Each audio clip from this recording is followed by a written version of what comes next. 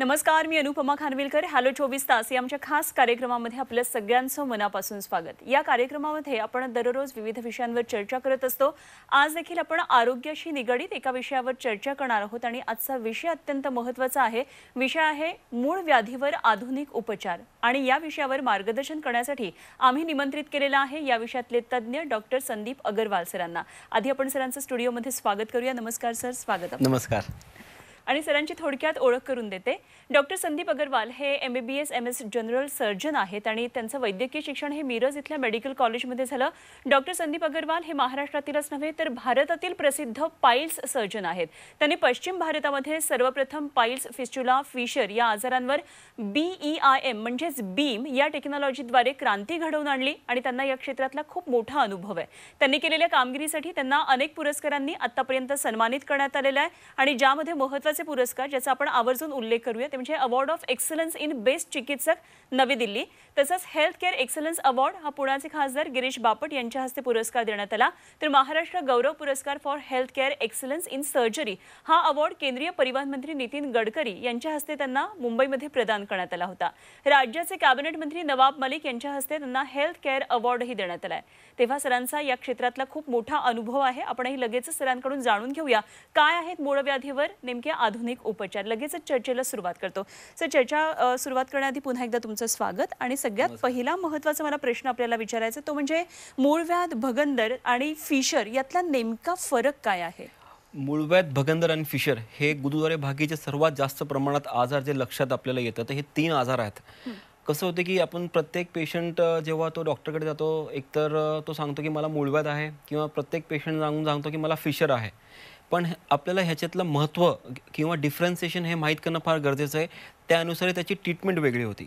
मूळव्याध म्हणजे गुदद्वारे भागीचे नसा असतात, जेव्हा त्यांची व्याधी होते त्याला आपण मूळव्याध म्हणतो. इंग्लिशमध्ये आपण त्याला पाईल्स किंवा हेमोरॉइड्स असं म्हणतो. जशा आपल्या पायांना कधी भेगा पडतात, जसे चीर पडते, सेम प्रकारे गुदद्वारे भागी जर का चीर पडली तर त्याला आपण फिशर असं म्हणणार. अच्छा. तिसरा आजार जो आहे तो आहे भगंदर. भगंदर म्हणजे इंग्लिशमध्ये आपण त्याला फिस्टुला म्हणतो. या आजारामध्ये गुदद्वारे भागी कुठलाही त्रास नसतोय. गुदद्वारे भागीची जी साईडची एरिया असते आपल्या त्याच्यामध्ये ज्याच्यावरती आपण बसतो, ज्याला आपण सीट म्हणतो, त्या जागेवरती एखादा बेंड येणे, पिंपल येणे हा आजार झाला की त्याच्यातनं पस जो आत तयार झालेला असतो तो बाहेर येतो. बेंड तयार होतो आणि तो बेंड फुटून तो बाहेर येतो. त्याला आपण फिस्टुला किंवा भगंदर असं म्हणतो. ओके. पण मग आता याची लक्षणं आणि कारणांचा जर विचार करायचा झाला तर नेमकी लक्षणं काय दिसतात आणि त्याची कारणं काय दिसतात? लक्षणं एकमेकांची हे तिघांची जी लक्षणं आहेत थोडे एकमेकांबरोबर मॅच करतात. त्याच्यामुळे लोकांना असं वाटतं की सर्वात जास्त ते कुठल्याही डॉक्टरकडे गेला किंवा डॉक्टर लोक नुसतं वरनच बघून सांगतात की फिशर आहे, म्हणून पेशंट पण डोक्यात धरून बसतो की त्याला फिशर आहे. लक्षणं म्हणजे सर्वात पहिला जागेला इचिंग होणे म्हणजे किंवा जळजळ होणे, खाज उठणे हे प्रायमरी लक्षण आहेत. त्याच्यानंतर ज्यांना मूळव्याध आहेत, मूळव्याधमध्ये रक्तस्राव होणे, संडास जागेचे बाहेर चुंबळ तयार होणे, त्याला मूळव्याधाची लक्षणं आहेत. समजा कुणाला फिशर असेल तर त्याला लक्षात येईल की तिकडे जागा त्याची ती पेशंट सांगतात की जागा थोडीशी माझी फाटती आहे किंवा तिकडे चीर जाणवते, तो फिशरची लक्षण झाले. तेव्हा व्याधी जी असणार मूळव्याधमध्ये एखाद्या वेळेस आपण सांगू शकतो मूळव्याधमध्ये व्याधी कमी असू शकते पण फिशरमध्ये व्याधी जास्त होणार. भगंदरमध्ये जसं की कुणालाही पेशंट डॉक्टरकडे जाणार सांगणार की मला बेंड झाला आहे तयार, जसं युजली शरीरामध्ये कुठल्याही भागाला बेंड झालं किंवा चेहऱ्यावरती पिंपल झाले तर तो सांगणार की सेम गोष्ट मला गुदद्वारे भागीच्या साईडला झालेली आहे. तर दिस इज द लक्षणं आहे भगंदरची. मूळव्याधमध्ये महत्त्वाचं म्हणजे सर्वात महत्त्वाचा जो जास्त प्रमाणात जाणून येतो लोकांना आहे तो ब्लिडिंग म्हणजे रक्तस्राव.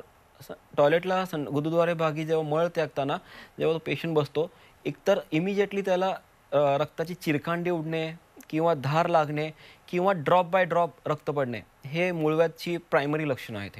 ओके. सर, मूळव्याध, भगंदर किंवा फिशर खरं तर हे प्रचंड व्याधी देणारे किंवा काय म्हणूया वेदनादायी हे सगळे आजार आहेत आणि आपण ज्याला अवघड जागेचं दुखणं म्हणतो अशा प्रकारचे आजार आहेत. आता पण त्याची लक्षणं आणि कारणं सुद्धा पाहिली. मात्र याच्यावर जर उपाययोजना म्हणायच्या तर काय नेमक्या आवश्यक उपाय आहेत?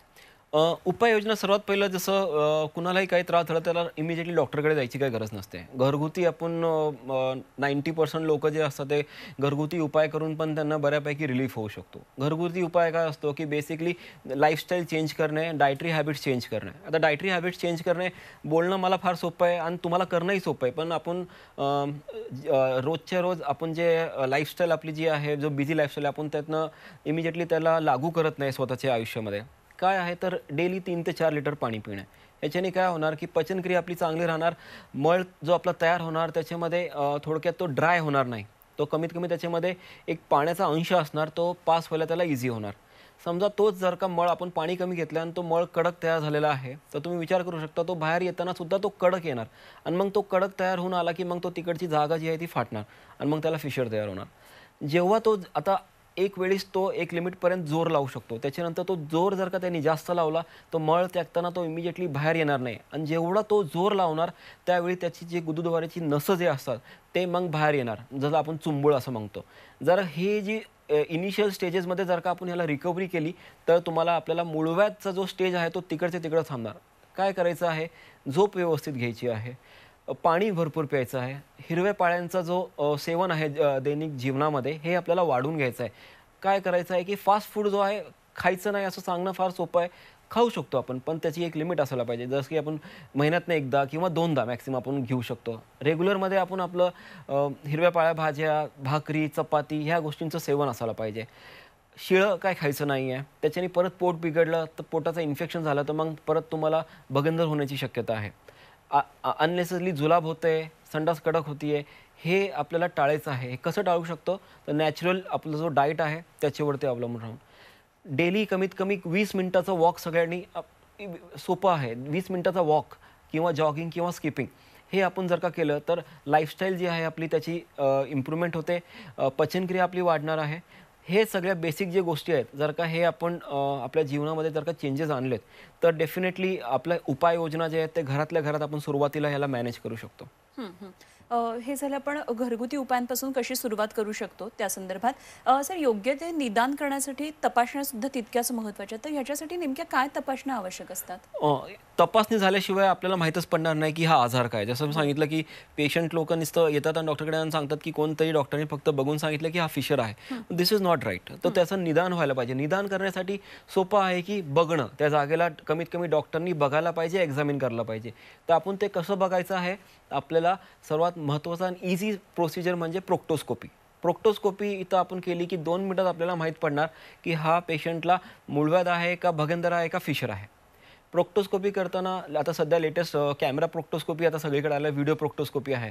म्हणजे जे स्वतः डॉक्टर जो बघणार तो पेशंटला सुद्धा बघायला भेटायला पाहिजे, म्हणून इमिजिएटली तो कम्प्युटरवरती मी पेशंटला दाखवतो की बाबा हा तुमचा आजार आहे, हा तुमचा कोंब आहे, हा तुमचा चुंबूळ आहे. ज्यांचा चुंबूळ सगळं बाहेरचं आहे त्यांना काहीच करायची गरज नाही, इमिजिएटली माहीत पडून जातो. समजा भगेंदर काही हायर स्टेजचे भगेंदर असतील, तर मग त्यासाठी आपल्याला MRI फिस्च्युलोग्राम ही तपासणी असते. पण बेसिक प्रोसिजर म्हटलं की ज्याच्यामध्ये 2 मिनिटातच माहीत पडून जाणार आपल्याला की आपल्याला काय आजार आहे, तो आहे प्रोक्टोस्कोपी. ओके. सर, आत्ता मी आपली ओळख करून देताना म्हटलं की आपण बीम टेक्नॉलॉजीद्वारे क्रांती घडवून आणली आहे. थोडंसं पण प्रेक्षकांना सुद्धा सांगूया की ही BEIM टेक्नॉलॉजी म्हणजे बीम टेक्नॉलॉजी नेमकी काय आहे आणि कशी क्रांती आपण यामध्ये आणली?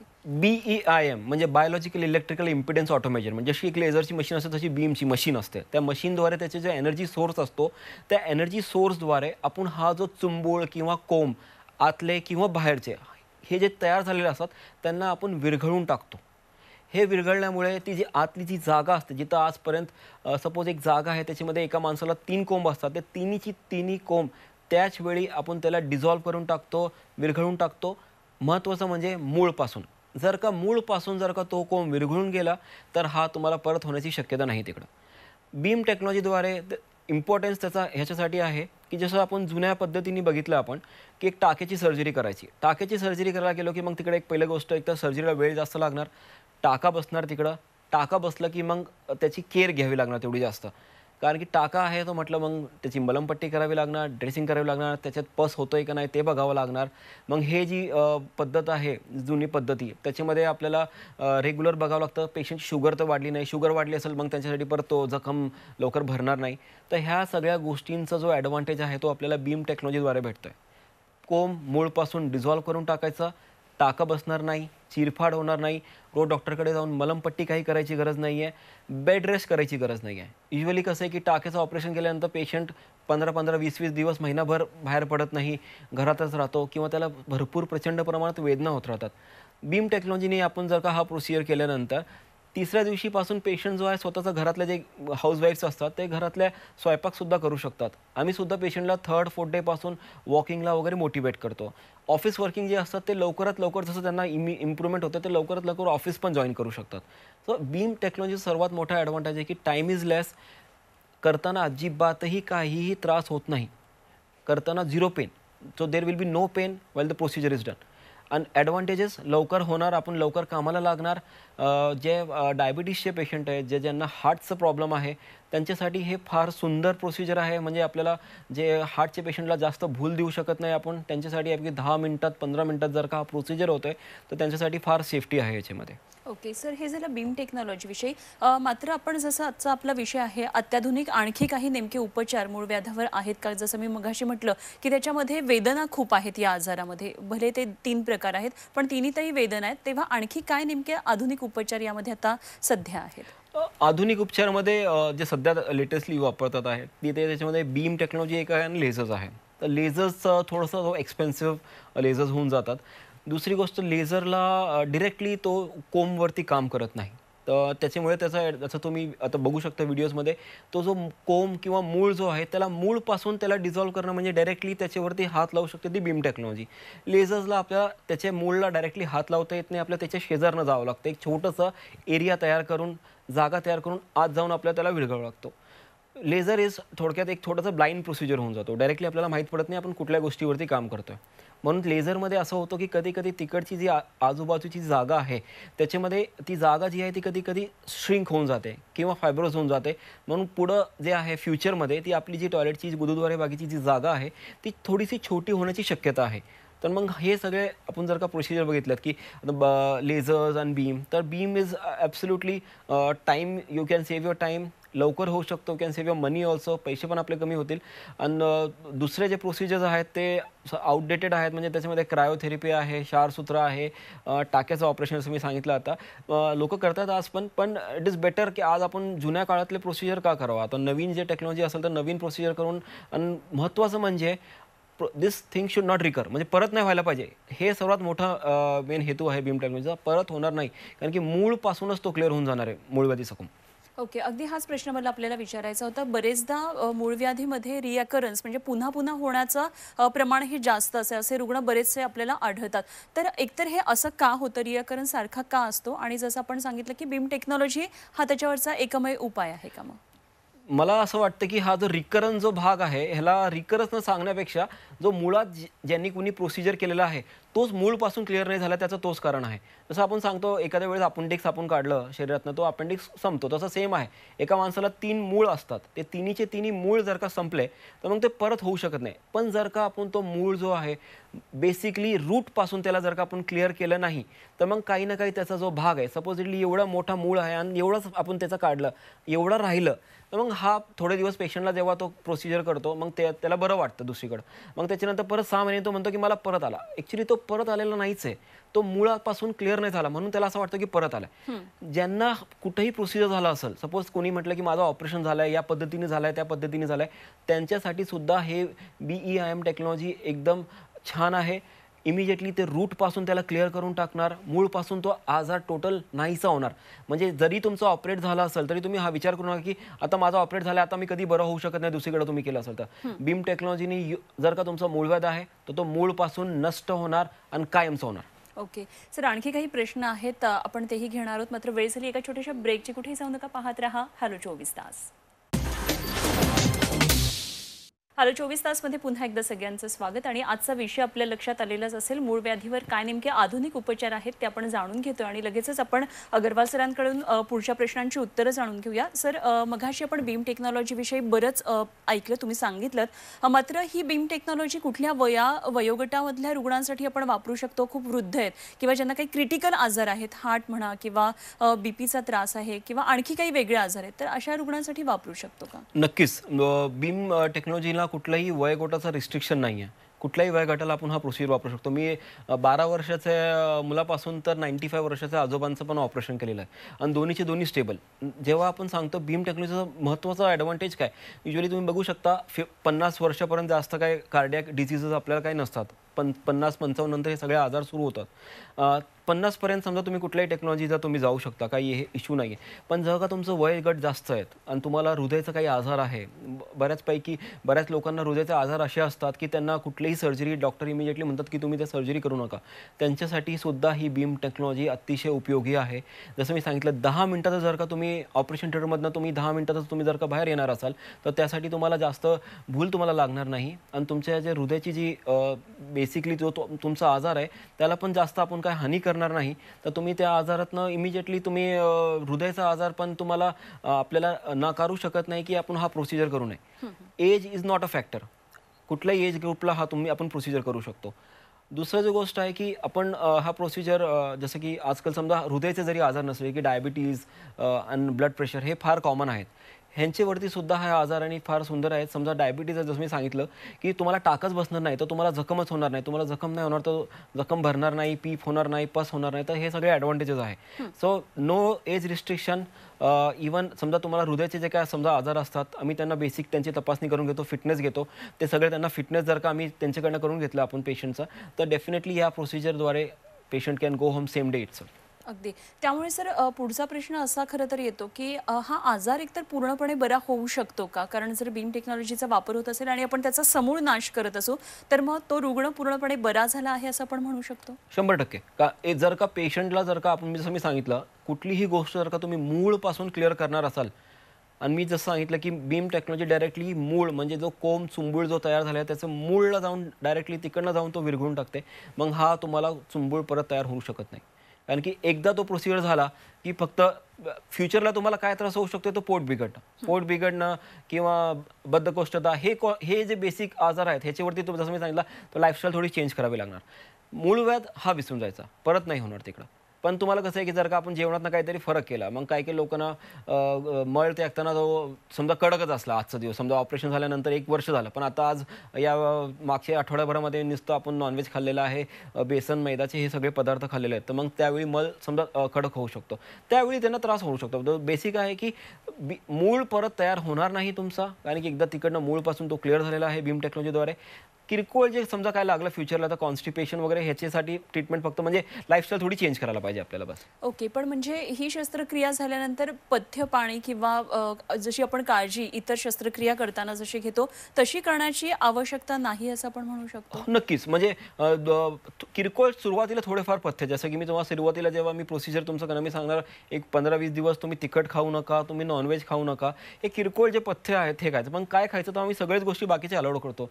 चपाती भाकरी भाज्या हे सगळ्या गोष्टी अलाउड करतो. पण सुरुवातीला थोडेफार हे सगळं आपल्याला थोडं किरकोळ थोड्या गोष्टी पाळायला पाहिजे बस. बाकी असं काही मेजर काही पथ्य नाही आहे. तुम्हाला रोज डॉक्टरकडे जाऊन समजा माझ्याकडे प्रोसिजर करून घेतल्यानंतर तुम्हाला रोज दुसऱ्या डॉक्टरकडे जाऊन मलमपट्टी करायची आहे, कुठं सलाईन लावायची, इंजेक्शन हे सगळ्या गोष्टींची काही गरज पडत नाही. ओके. सर खरं तर आपण अगदी शेवटच्या भागाकडे आलेलो आहोत. मात्र काय आपण सांगाल आजच्या कार्यक्रमाच्या माध्यमातून की लोक खरं तर जेव्हा मूळव्याधीसारखा आजार होतो तेव्हा एक कुठेतरी मनावर खूप दडपण घेऊन बसतात. जसं की मग म्हटलं की अवघड जागेचं हे दुखणं आहे आणि बरेचदा ते प्रोलॉंग करण्यासाठी वेगळे उपचार आपल्या पण घरी करतात. मात्र शस्त्रक्रियेपर्यंत हे जाऊच नये याच्यासाठी नेमकं काय केलं पाहिजे? शस्त्रक्रियेपर्यंत जाऊ नये जसं मी सांगतो लाईफस्टाईल चेंजेस लाईफस्टाईलला मॉडिफाय करायला पाहिजे. असं मी सांगितलं की पाणी भरपूर पिणे, हिरव्या पाळ्या खाणे, हिरव्या पाळ्या भाजी खाणे हे काय एक 30 आणि 35 वर्षाच्या जेव्हा तुम्ही आयुष्यामध्ये तुम्ही पोहोचणार त्यावेळी तुम्ही हे चेंजेस करून नाही चालणार. दिस has to be taught from our childhood. लहानपणापासूनच ही सवय असायला पाहिजे आपल्या सगळ्या गोष्टींची. पण आजार एकदा समजा झालेला आहे तर त्यावरती काय सुरुवातीला जसं मी सांगितलं तुम्ही घरातले बेसिकली तुम्ही जे घरातले आपण काय नुसके वापरतो ते तुम्ही करा. ठीक आहे. पाणी भरपूर प्या, भाज्या खावा भरपूर, झोप करा व्यवस्थित किंवा एक जनरल डॉक्टरकडनं थोडे दिवस तुम्ही ट्रीटमेंट घेतली ठीक आहे. पण तुम्हाला जर का माहीत आहे की तुम्ही रोज शौचास जाऊन तुम्ही रोज रोज रक्तस्राव होतोय आपल्याला मग you have to take action. तुम्हाला जो चुंबूल आहे रोज गुरुद्वारे भागी जेव्हा तुम्ही शौचास बसता तो बाहेर येतो किंवा तुम्ही त्याला बोटाने ढकलता किंवा तो आपोआप जातो त्यावेळी तुम्ही चमत्कार ह्याच्यामध्ये होणार नाही. एकदा तो चुंबूळ तयार झालेला आहे तर त्याला तुम्हाला ॲक्शन घ्यावी लागणार किंवा तो चुंबूळ तुम्हाला रोज हाताला बाहेर लागतोय गुरुद्वारे भागी. मग त्यावेळी म्हणजे एकतर तुम्ही आपण त्याला बिनकामाचा तर सहन करत बसतो, लाजतो आपण डॉक्टरकडे जाण्यासाठी. अजिबात लाजून घेऊ नका. हे एवढं रक्तस्राव झाल्यामुळे प्रचंड प्रमाणात लोकांना विकनेस येतो. माझ्याकडे असे पेशंट आहेत ज्यांचं हिमोग्लोबिन 2 आणि 3 झालेलं असतं, एवढं रक्तस्राव होतं. अजिबात काळजी करू नका, या आजारातनं मुक्त व्हा. तज्ज्ञ माणसांना दाखवा. तज्ज्ञ माणसांना तुम्ही दाखवलं तर तुम्हाला योग्य ते सल्ला भेटतात. मी पुण्यामध्ये आहे, तुम्ही माझ्याकडे या. योग्य तुमच्यासाठी जो पद्धतीने उपचार पद्धती होईल ते बीम टेक्नॉलॉजीनी, आणि तुम्ही आजारातून टोटल क्लिअर होणार. अगदी जसं सरांनी आत्ता सांगितलं की सरांचे आपण खाली नंबर्स पाहतोय, कॉन्टॅक्ट नंबर्स, आणि नेमके सरांची कुठे कन्सल्टन्सी आहे हे सगळे डिटेल्स दिलेत, जरूर लिहून घ्या. आणि सरांचं आत्ता त्यांनी सांगितल्याप्रमाणे पुण्यामध्ये क्लिनिक आहे, आपण तिथूनही सल्ला घेऊ शकतो. सर, अगदी थोडा वेळ कार्यक्रमाचा राहिला, मला एक प्रश्न विचारायचा होता. आपला अनुभव या क्षेत्रातला खूप मोठा आहे, पण गेल्या काही वर्षांमध्ये आपण पाहत असाल तर लहान मुलांमध्ये सुद्धा हे प्रमाण आता वाढू लागलेलं आहे या आजाराचं. तर ह्याची नेमकी कारणं काय आणि आपण पटकन काही त्याच्यावर उपाय सांगू शकतो का? इम्पॉर्टंट म्हणजे सर्वात महत्त्वाचं म्हणजे पाणी.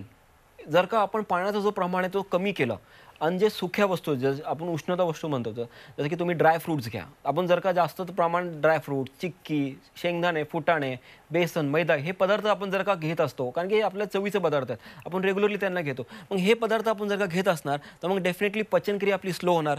पचनक्रिया स्लो झाली तर मग तुम्हाला शौच बाहेर येण्यास तुम्हाला त्रास होणार. थोडक्यात म्हटलं तर एक समजा आपण नॉनव्हेज खाल्ल्यानंतर त्याला बाहेर पडण्यासाठी 50 ते 60 तास लागतात, आणि तेच तुम्ही समजा पालकची भाजी किंवा मेथीची भाजी खाल्ली तर 8 ते 10 तासामध्ये बाहेर पडते. त्याच्यावरून तुम्ही लक्षात घ्या की पचनक्रिया जी आहे ते हिरव्या पाळ्या भाज्यांमध्ये आपण का सांगतो का की ती लवकर बाहेर येणार पचन होऊन, पण तेच नॉनव्हेज, शेंगदाणे, फुटाणे हे जे ड्रायफ्रूट ज्यांच्यामध्ये जास्त प्रोटीन आहे, हा प्रोटीनचं प्रमाण जो आहे समजा जे जास्त घेतात प्रोटीन ते थोडं कमी करायला लागणार, तरच तुम्हाला शौच इझिली पास होईल आणि मग तुम्हाला त्रास होणार नाही. अगदी सर, खूप छान ही सगळी माहिती दिलीत, आणि बेसिकली मूळ व्याधीवर काय नेमकं आधुनिक उपचार पद्धती आहे, बीम टेक्नॉलॉजी विषयी आपण सगळी सविस्तर माहिती दिलीत. आज तुम्ही इथे आलात त्याबद्दल मनापासून धन्यवाद. नमस्कार. नमस्कार. यस. आणि हॅलो 24 तासमध्ये आता आपण इथेच थांबतोय. नमस्कार.